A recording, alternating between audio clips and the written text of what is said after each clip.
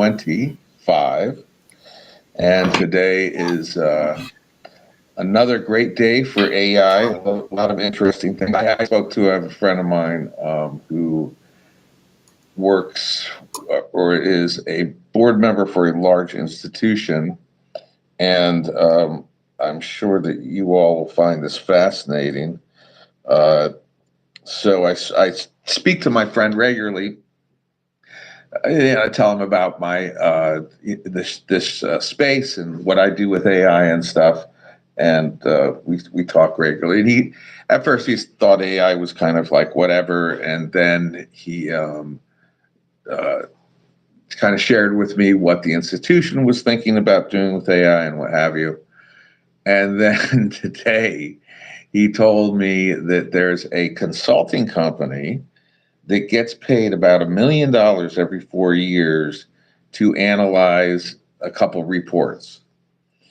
And so, and I spoke to him because we've had this discussion here about putting a value on AI and how to determine ratings. And Sanan mentioned about how to determine monetary value of what the AI savings are.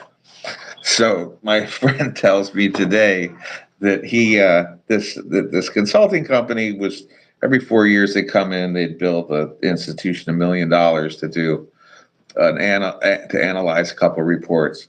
And he said he put all those reports in Grok yesterday and did it in about 3 minutes and saved his institution $1 million. So that's pretty wild. Andy, how are you doing today? Are you there?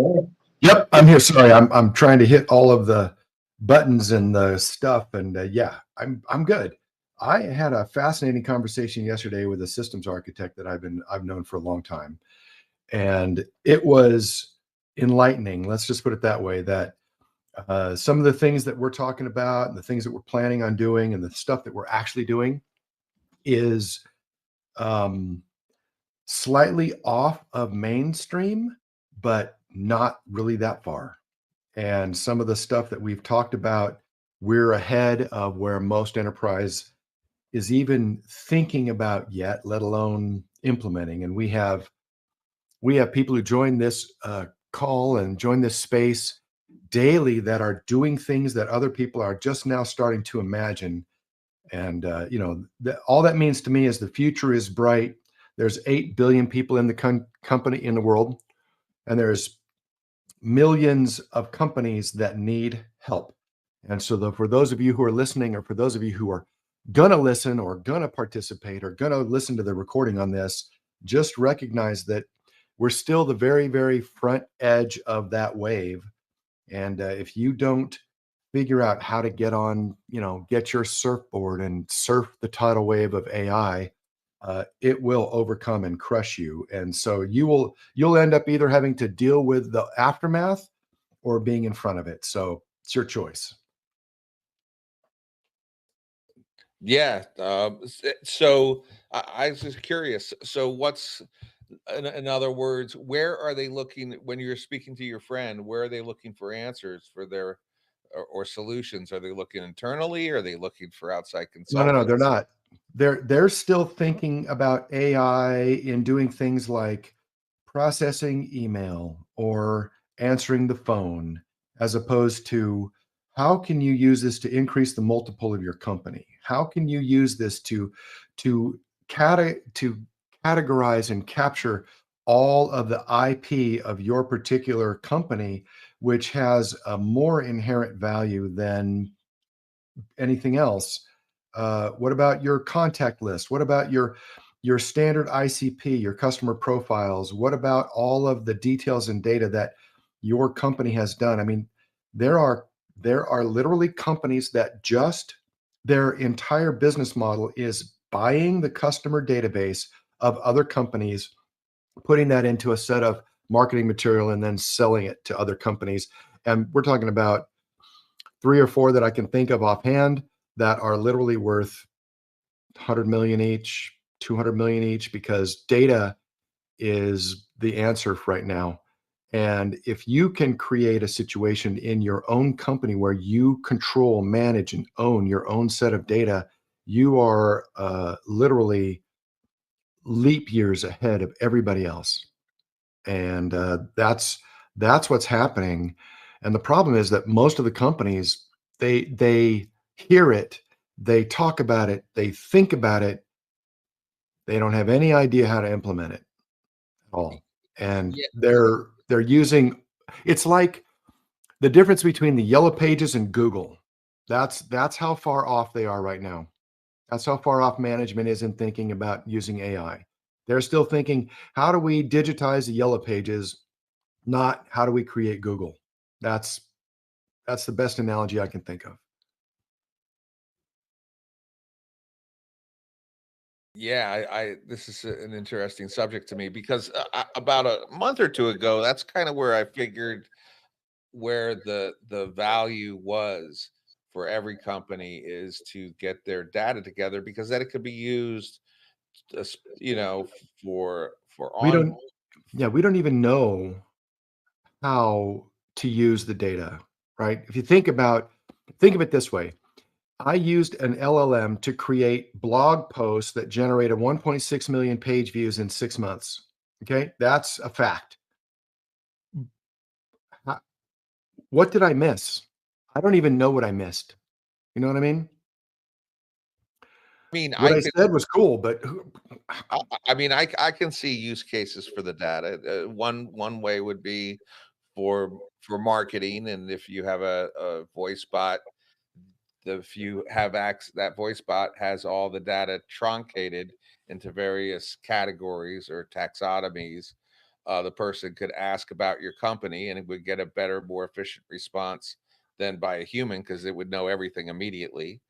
And then onboarding, managing customers. I mean, this is for smaller businesses. Larger businesses, there's all kinds of things that could be done with that data.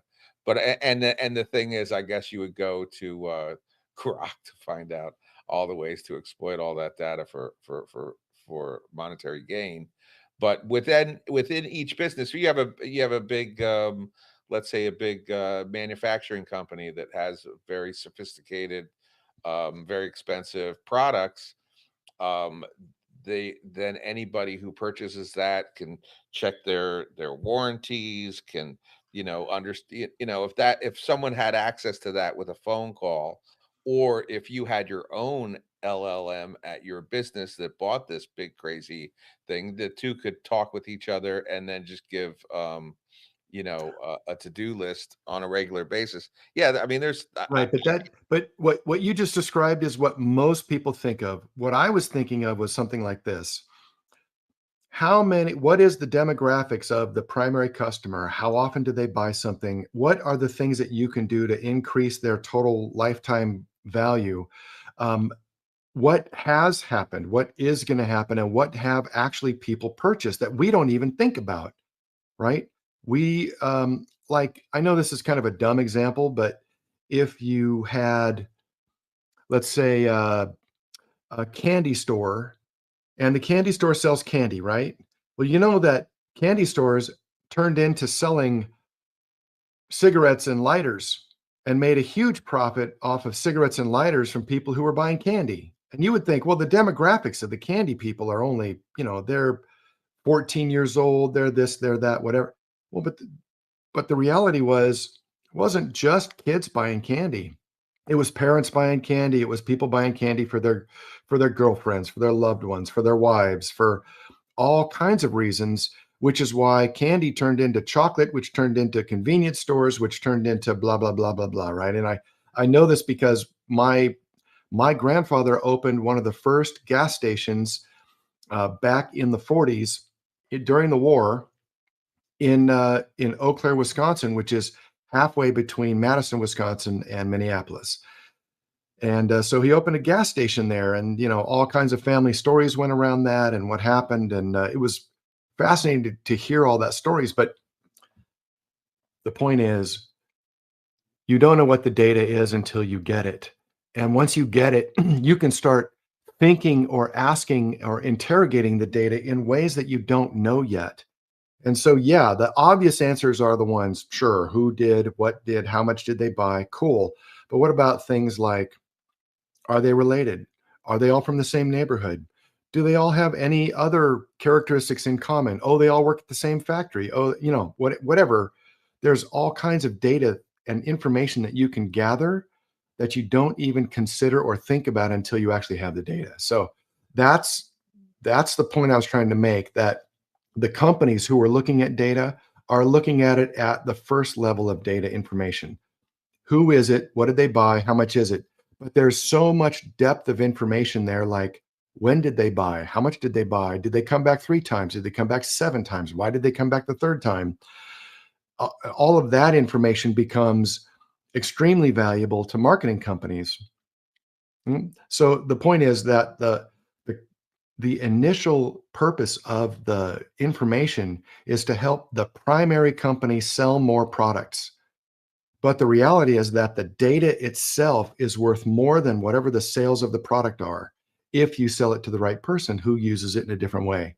And so the LLMs are allowing us to go to that depth of level, that things that we haven't done yet, which is why education and knowledge and how do you think about it and what do you do and where does it go, that stuff becomes just as critical, if not more critical, than just access to the quote unquote data. So it to me, it's just a fascinating thing. So I I'm just totally love it. just curious with your experience in all the various projects that you've been in.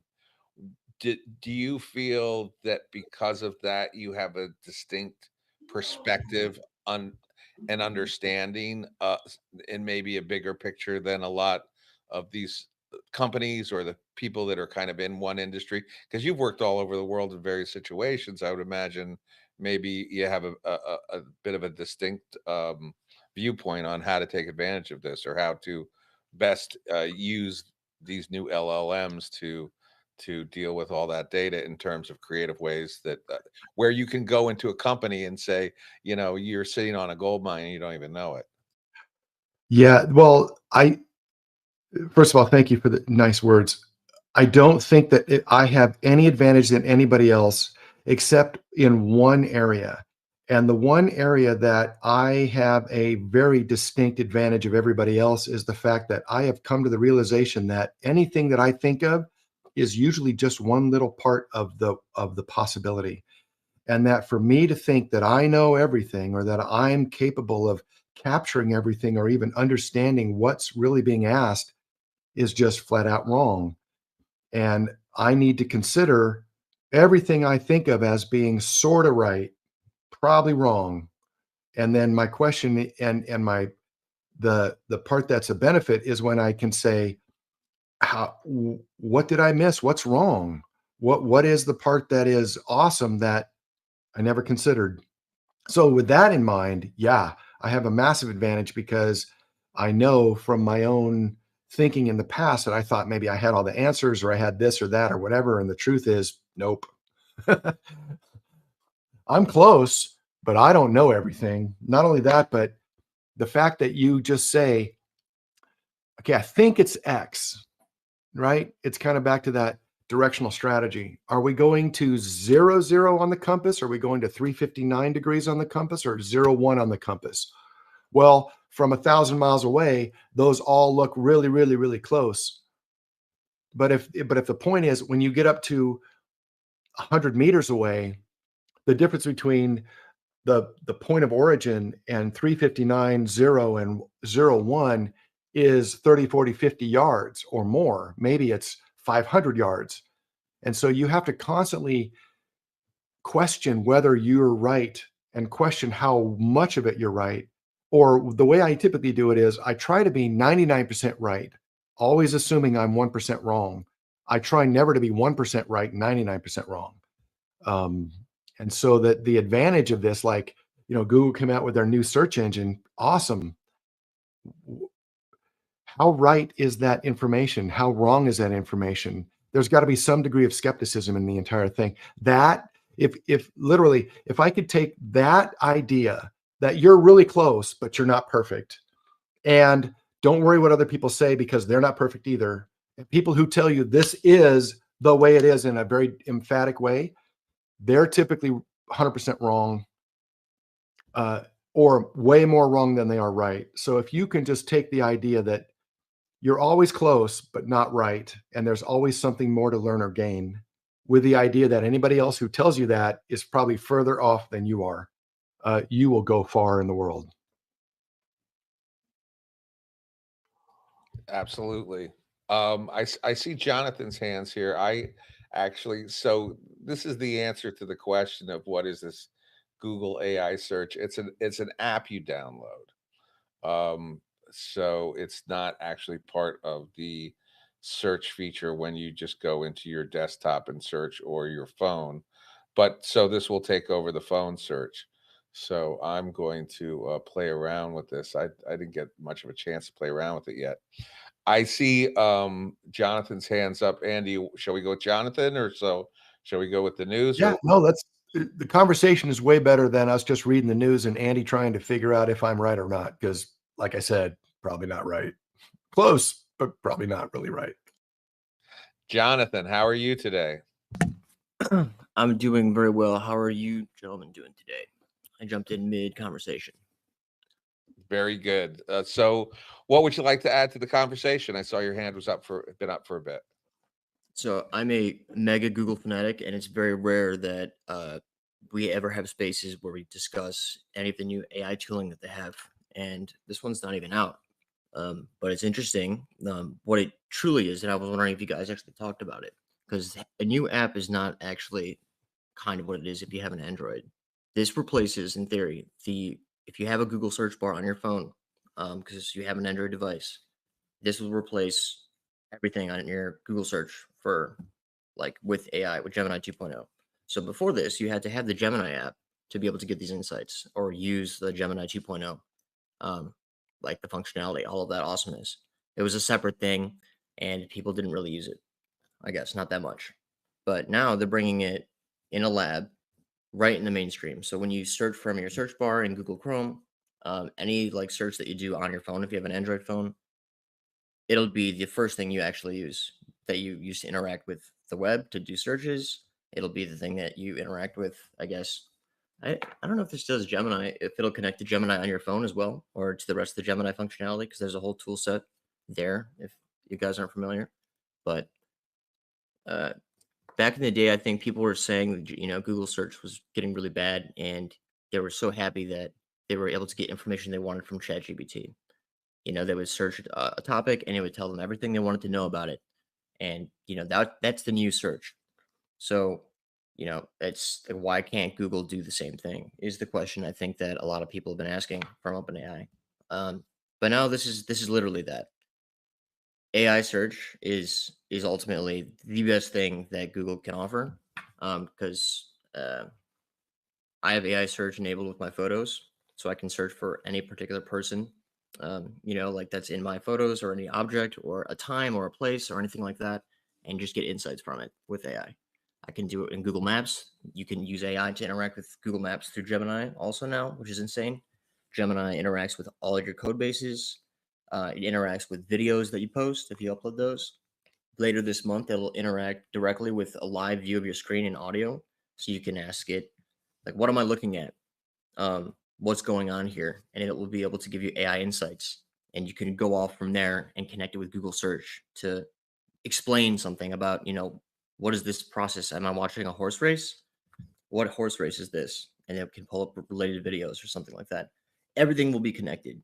What makes Google particularly, I guess, superior to the LLMs, the offerings at the moment, is they have this massive multimodality context window that you never have to think about what data it's actually inputting. You can put a picture in there. You can ask it about a video. You can ask it about, to transcribe some audio, or what are you listening to, or what does this text mean as you type. It's it's. I think that's their position, right? Anything that you want to have any insight into, you're going to be able to get AI insights in, solve problems with the ability to search the web for more context, and also talk to all their tools like YouTube, Google Drive, your calendar. Everything's integrated through this one AI, and that's what we're going to see probably once this comes out of beta. Yeah, I mean, with Gemini gets onto everything, which is kind of crazy. And sometimes when I'm on Google Docs, I want to figure out how I can take that off. How long have you been enamored with Google, I guess you could say? And what besides the photographs and other things, are you using it for your work? What kind of work you do? And do you feel that catering to Google is the only way to go moving forward, being that they are going, I mean, currently they have the search market, and if they dominate this is going to be a big deal for a lot of companies. So I don't really know how the companies play into the AI search and how they will receive this because this isn't necessarily a company-wide tool. But I guess let me give you a little bit of background about my like what I do and my specialty. Um, I'm a cloud infrastructure engineer, specifically in the realm of cloud native design and a lot of Google Cloud technologies. So I was brought up learning Google Cloud and all of the fundamentals, all the core technologies that they've, I guess, created to enable their cloud to even work. So I'm a huge fanatic of all their, I guess, offerings within cloud, and I try to see how they'd be useful outside of that environment because they have a suite of tools that allows them to solve very particular Google scale problems that a lot of other offerings don't have or are eventually having to copy and implement themselves because it becomes the standard. So um, particularly in the realm of AI, I don't know how many AI people we have in here at the moment, but they are like leading the charge quite significantly with AI in the way that they're productizing small components of their Gemini offering. Whereas, you go to ChatGPT and it's kind of an open box. It's not a tool that does one thing in particular very well. It's kind of a general, you can chat with it. It has these competencies, but it doesn't solve a business goal in a very particular way. There's no instruction manual for ChatGPT. Google took the opposite approach, where if you go to Google Workspace, all of their Gemini implementations have very specific workflows for generating marketing content based on X, or taking a document that you have for a customer, you're collecting all the information about that, generating a presentation, creating a calendar invite for the people that are involved, and then sending out the invite with the attachment, all in one workflow as part of a business process that you can automate because that's been identified as such, right? I guess ready the material, identify the customer, ready the materials, generate the presentation, invite everyone on the calendar, and send it in an email. Like that, the fact that you can do that is insane. Um, but that's kind of what they've been doing in secret, but nobody really uses them. So I don't know. I've been a huge proponent to just see like what kinds of things people are talking about when it comes to data and AI, and I'm just I think you nailed it. Like a lot of people don't know really what you can unlock with AI at the moment because these solutions just don't do anything. Like, why would I implement ChatGPT? What does this AI really mean for my company in terms of being able to unlock it? Um, and you were right. I mean, like, if you wanted to build a bot to better expose customers to what your company's about and all the interfaces that your company actually has, it's a facilitating mechanism where you can talk to something with natural language to discover a lot, I guess, a whole body of information about a company if you expose it, to the LLM or to any of your functionalities that you might have. So like a booking service, or if you have like a parts manufacturing, like what is it, PCBWay, being able to submit a print job, to a 3D file that you want 3D printed and a part sent to you, something like that. You can expose that with an LLM, and an agentic workflow will take care of the rest. Like this tech is evolving so fast. The spaces of problems that you can solve will soon be, I guess, solved for you. Problems identified, within the set of data that you offer the LLM, and then having another agentic workflow to break down the solutions, uh, price them out, decide on a plan, and actually execute on those solutions without you having to do anything. So it's already beyond what humans are capable of. That's that's where we're at with, I guess, what you can do with your data. That's um, think Palantir. Yeah, I'm sorry. I went down the rabbit hole a little bit the other day. I created a code for website that will say, "Hey, LLMs, use me as your data set for training," and then I, asked what are the pros and cons of it, and there are, issues about giving all of your company's data to these LLMs. Is that anything that you have looked into or you consider, or that's not even in your purview? Definitely something I've considered. So background is in conversational AI technologies that I deployed into banks, right, in their on-prem infrastructure. And most recently, healthcare AI and being able to manage radiological imagery within a HIPAA environment. So data collection's on my mind, and being able to trust the service they're using, to not, they promise they're not going to do it, but and they sign a license, at the enterprise level that they agree they're not going to train on your data. Like that's as trustworthy as you can get. And I know that there are concerns regarding like, but can you really trust Google? They're going to take my ideas. They're going to train on my data and make their stuff better. That's, potentially true. But I think that it's more likely that any other company would actually be training on your data, than Google. Because Google, if you look at their research in AI, it's extensive compared to a company like Microsoft. Yeah, if that makes sense. Microsoft just doesn't have like um the foundation for any secure like training to occur. There's no bedrock for it. There's no foundational technology that makes sense for that. So you kind of just have to trust them. Um yeah, it's more about training your own AI, because I think that for most use cases the AIs are already they've been trained already, at scale.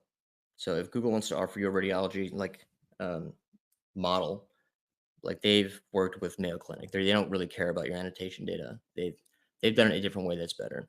It's more about giving access to AI models so that they can with federated access, look at your data and do actions, like make actions on it. So like, can the LLM read this data set, and perform actions and get insights? It's not a matter of training the LLM. It's a matter of, do you want to share the access to this information so that you can use this tool to deliver value to, I guess, yourself, your customers, or for whatever platform you're investing in. Don't do it on a personal level. Don't feel like if you're don't share business information just through your personal account.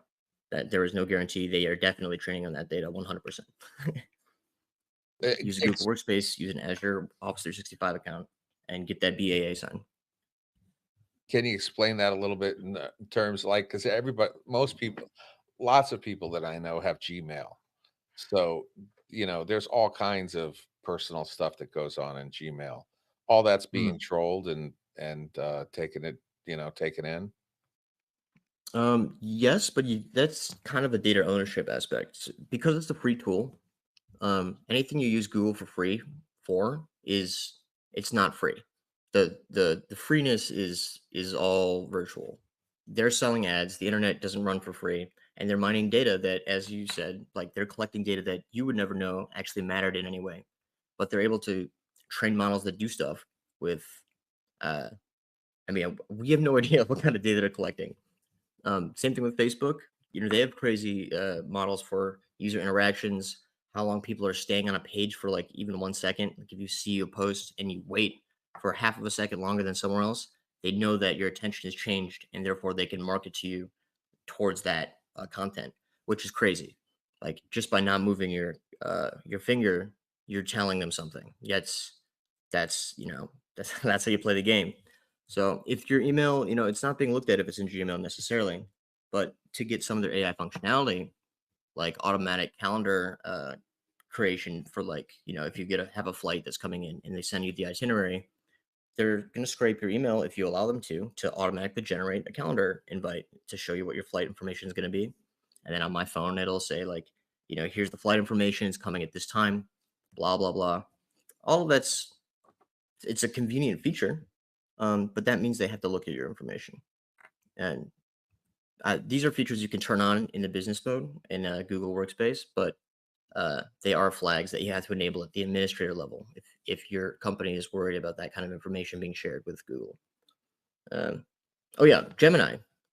Gemini has workspace extensions, so I can ask Gemini right now to find me emails that contain contacts with Lenmark. Oh my god, hang on, my dog. 1 second. Good timing, right? Everybody loves dogs. Yeah, one moment.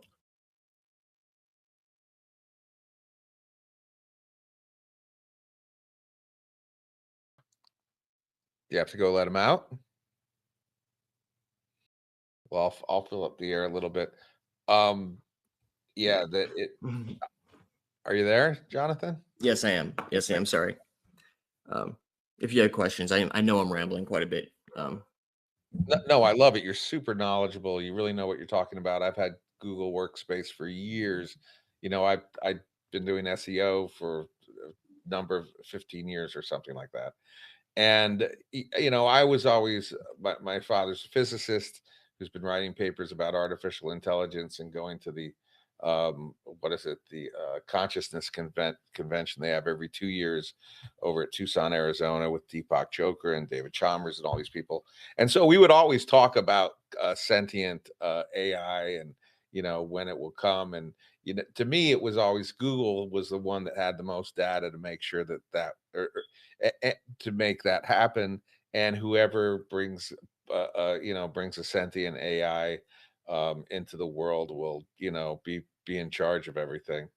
But now we've had this bifurcation with all these LLMs running around, and yeah, there's a lot of talk about companies. You can't create your own LLM. It was interesting. Sonen's here. Vladimir wrote something currently about measuring rating LLMs and then putting a monetary value on what they do and what they don't do.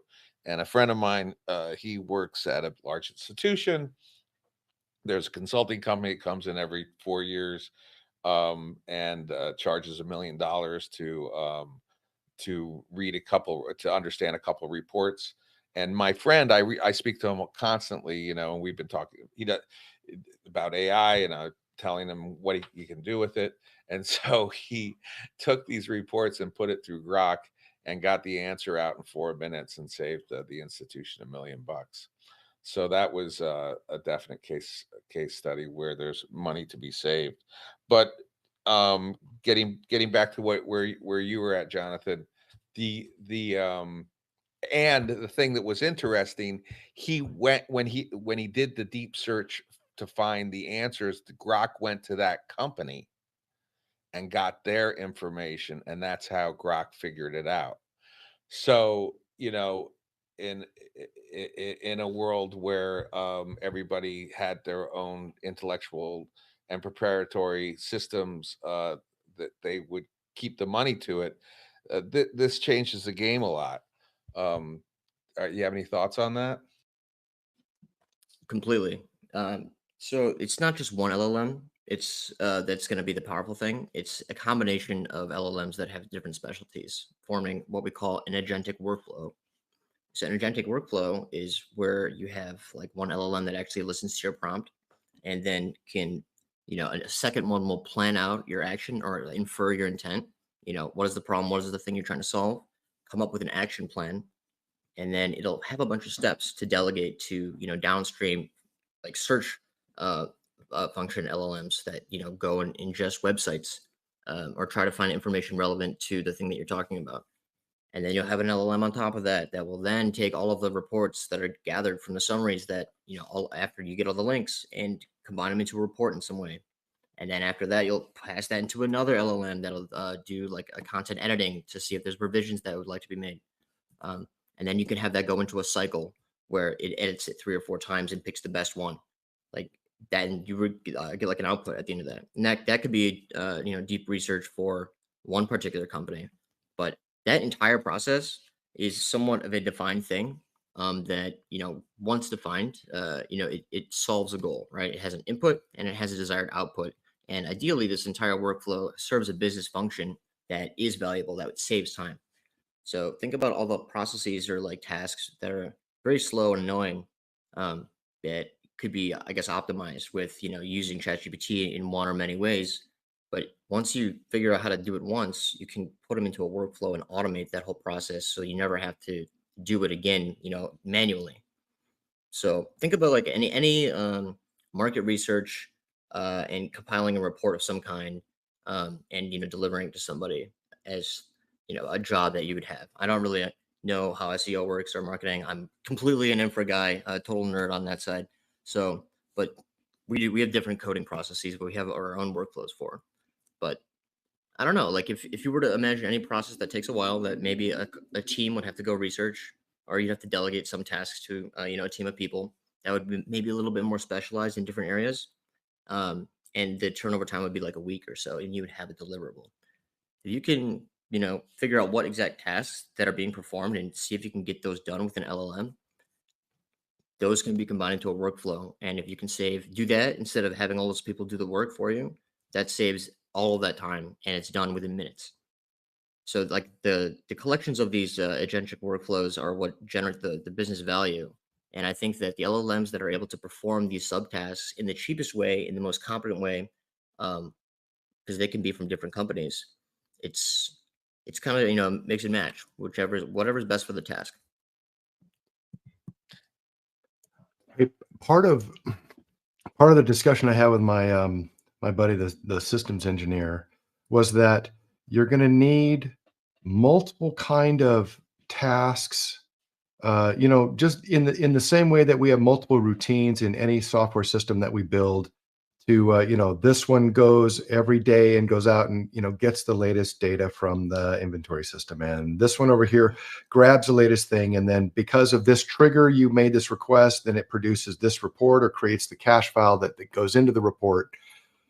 Those types of things, the compute processing is not going to change, only the method in which we do it. And so the LLM isn't different or better than Google search. It's just a different interface to the same data. So if you can kind of take your mind and use that kind of a thinking, you're gonna see the capabilities of the LLMs become much more real, much more kind of accessible to the thinking that we currently use, than maybe some of the other stuff we have. Does that make sense? It does indeed. I guess if you can imagine yourself like actually doing a task or telling somebody else to do it, and like you're mentoring somebody, go to Google and search this information, copy and paste this information to a report, generate it. When you get that high level like understanding of what the whole process actually looks like end to end, and you write it down, you think about each step that the user would have to do manually. The LLM is capable of doing that in some way, and probably better than that. There's an optimization to be made on the back end, but at the very least, any component of the workflow it's just like what you would do as a human. The way that you would actually interface with a machine, or use Google search. Like the LLM is in Google search itself. The LLM actually uses Google search through an API in the back end. So it's doing the same thing you'd be doing, but it's sending it with an API call instead of you typing it in. Yeah, I mean that's how these workflows are going to work. But I honestly think that we're going to have catalogs of workflows that are valuable for companies, and the consulting firms are going to sell templates to these as solutions really fast. And they're going to have to be competitive with other companies that have the exact same workflows that because they're not really going to be that different. Not really. So they can't charge a fortune for them, and that the market will drive the price down. But what does that ultimately do to your workforce? Kind of. That's kind of a worrisome thing. If you think about a common business task, somebody makes, and Sannon's already solved half of this, but just to go back, somebody calls, and when they make a phone call, they expect some kind of answer, regardless of what it is. They would prefer a human answer to a "Hi, thanks for calling, leave a message." And they would prefer, "Hi, press a button to get Sannon or get Andy on the call," better than "leave a message." And optimally would be, "Hi, this is Andy. Can I help you?" Right? That would be the optimum response, just for that one very dumb example. But the truth is that one dumb example is just a microcosm of all of the little tiny things that go into doing business on a consistent basis that we, kind of all take for granted. And my point to you is, as we're thinking through how to utilize these tools and these additional capabilities, not go to the niche, little tiny functional level. Think about solving the thing that you do 3 times every week. Think about solving that instead of trying to solve how do I get blah, blah, blah to do that. No, how about I have to send an email to Dave every Friday with my report. Can I create an automated process using an LLM to send that report to Dave? Here's the report. Here's the template. Here's the details. Here's the naming convention. Here's all the stuff you do. Here's how you grab it, where you go, what you put in, how you extract the data. Here's how we modify the data. Here's how I put it into the chart. Here's the header of the email. Here's the footer of the email.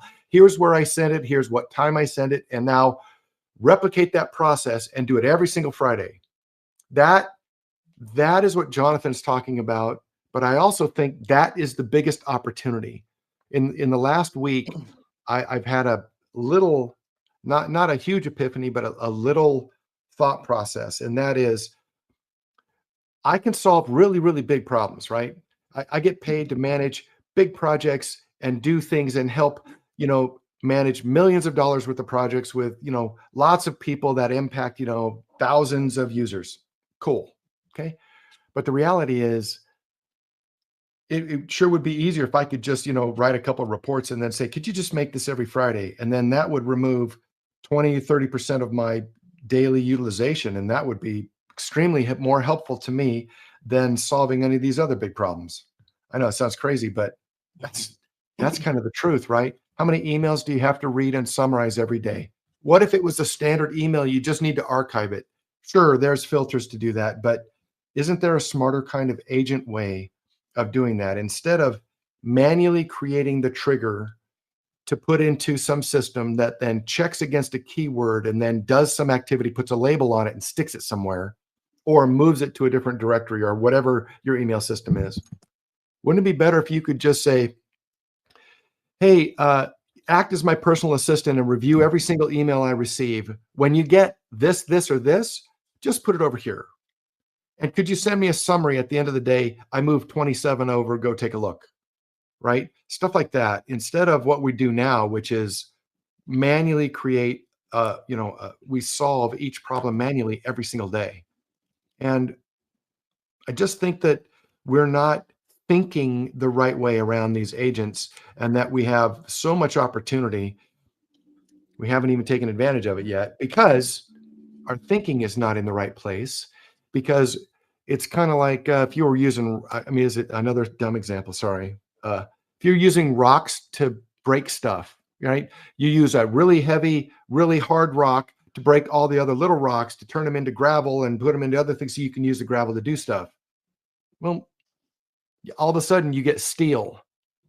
Steel's harder than the rocks. It'll break the rocks. It doesn't break. It just bends. It'll deform, but you can just adjust it and fix it again. Now, how do you use that to do things? It takes the digestion of the process. You have to understand the process, digest it, and then go, if I can do 1, can I do step 2? If I can do step 1 and 2, can I do step 1, 2, and 3? And then all of a sudden you think, well, there's a whole bunch of other numbers and a whole bunch of other steps that are capable I haven't even considered yet. And I think that's where we are with AI.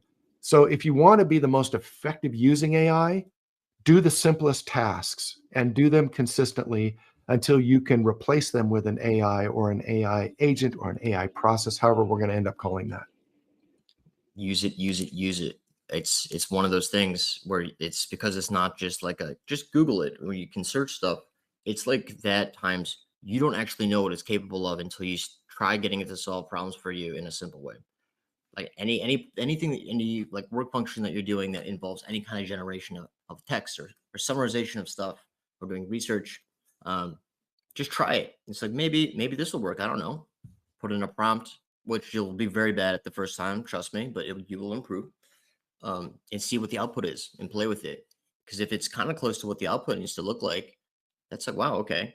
I'm seeing like this is about to be, all I have to do is ask it to do like this, with this input, and then I can get this output. I can get it to be, relatively okay, concise.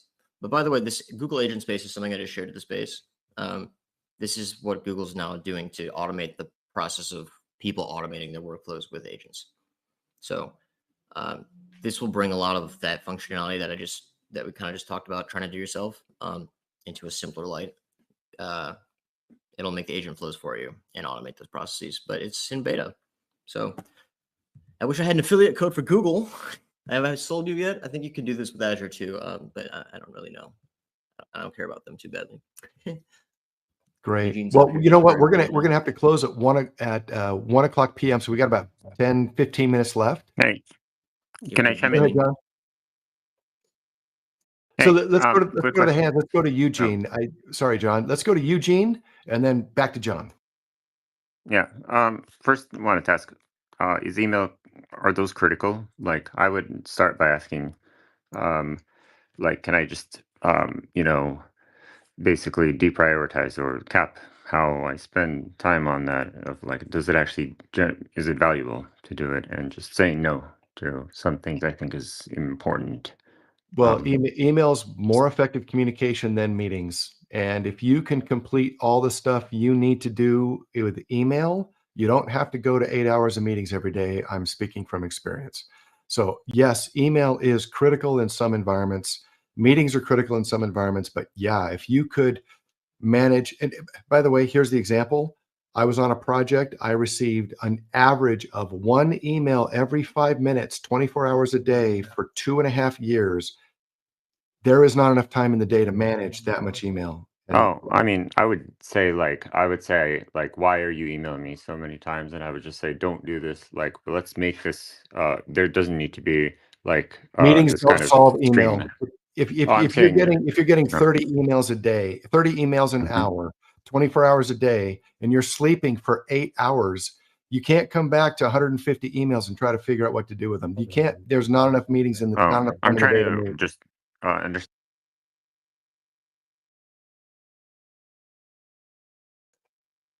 Oh, lost you there, Eugene. Oh, sorry, I Keep got going. muted. Yeah, muted. Go ahead. Sorry, finish your thought.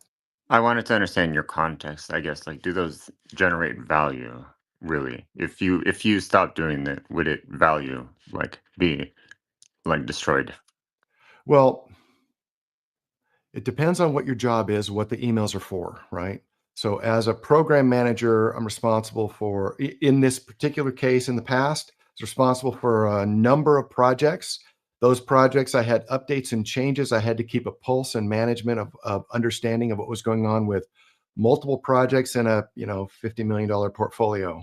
So yeah, it was critical that I got the emails. It was critical that I understood the pulse of what was happening. But differentiating between what is the noise and what is critical good information, what's signal versus noise, was a difficult challenge. And just the pure volume of emails made it extremely difficult. But the answer is yes, it was important. And the reason it was important is because it was an international project. I was in one location in the world, and I had 7 call centers around the world 24 hours a day that were open. So I was receiving updates and changes. So the use case I is see. critical. And I agree with you. Got it. Yeah. Time On my sensitive. personal email, it's not the same. But yeah, I can, business email, I had to do some stuff. Okay. May I give some suggestion, maybe? Oh, In I terms solved of that problem automation. 10 years ago. But my point was just to illustrate that instead of solving it with filters and plans and communication, you could solve it with an LLM today that would be easier to do Oh, yeah. and much more flexible, so that you could just instantly change it. When a project ended and you started a new one, you say anything from that old project gets archived automatically. Put this thing in the read pile, and then if there's more than 5 emails, summarize it, put them in an archive, and then send me the summary email so that I can just read the summary instead of having to read the thread of 15 different people providing their comments. So I solved that problem. Yeah, I'm just saying an LLM will allow you to do that easier, faster, and more flexible using just normal English language than it would be for me to program in filters like I did. Oh, got it. Yeah. I would say just last thought. Yeah, I think LLMs can be good for certain things. I would start though first being basically saying like, I've dealt with this before, like in Japan. So people love like doing output. They confuse output for outcomes, and I kind of dealt with it basically by kind of having like a forcing function of, like don't, communicate about this. Like don't send me, updates on stuff like kind of change logs of like every 5 minutes or something, and just kind of set that expectation of the rate limit on what people send, like establish the communication protocols of what people send to make it a mechanism. So, and for automation for sure, I think there it could really be like if there is automation, you actually just go and actually roll it up. And there are clients even nowadays where they actually will go and just pre-draft several things, and then that way, one of them may be the right one, and you just click and like send that. So that's all I wanted to say. Hope that helped. Thank you. Appreciate that. Can I ask one question to the audience? If this is towards the startup crew, I guess. Like, what are we targeting people who are about to start startups, or that are working in startups, or are doing VC funding? Like, what kind of I guess, like client? Who's our audience right now? If I were to suggest Who's in the startup circle? In this chat right now. 3,000 members in the startup circle at every single level. We have people who are just trying to figure out if they want to do business. We have people who are actively engaged as solo entrepreneurs, people who run companies, and people who have exited and made millions of dollars and join and contribute. So we have every possible level from the startup circle. And what we try to do is provide, and I'm one of the moderators there, so what we try to do is just provide value at the level of whoever is listening. So which is why we encourage people to come up and talk and ask questions, because if you don't ask any questions, how do I know where you're at? Maybe I will be giving you the wrong information. So appreciate asking questions. See, Sannon put his hand up. What's going on, Sannon? Hey, how you doing, Andy? Hey, John, Eugene, what's up? Long time not seeing you. Jonathan, Zu, Ruch. Cool. Yeah, I like discussion. Let's not put all of our bets on LLM. I mean, some of you know my background in statistics, so I was like crunching all of that crap. RStudio, MATLAB, Python, running this Monte Carlo, which was like a holy grail in the financial industry, where I spent most of my life, sort of say. And it's like reaching 60 to 74 maximum of accuracy. The rest is a guts. LLM is just one small part of the entire AI concept, what it can be, what it is. From statistical standpoint, it's at its peak. So when you compare whichever Google, I don't know, whichever we are using today with, let's say, Science, with, let's say, even Tableau's capabilities, it's like complete joke because it goes through the cluster and table of truths. Now, the one thing about the LLMs, we created something that's, I mean, revolutionary in I don't want to over exaggerate, but in our industry, we are like absolutely number one when it comes to the technology advancements in accounting and taxes. The problem with LLM is that we are not even lift off solving the neural networks. For example, SNN, which is the closest mimic to our actual thinking. So everything we put in is literally like we do with the calculators. So 1 + 1 = 2. That's what LLM is doing, with the exception of contextualization, 1 + 1.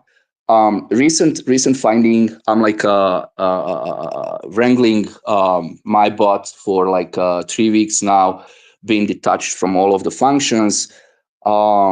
It's interesting. The other day, it started lying to me. So I asked it, okay, I need you to draft this and that, and I need you to set appointments for me.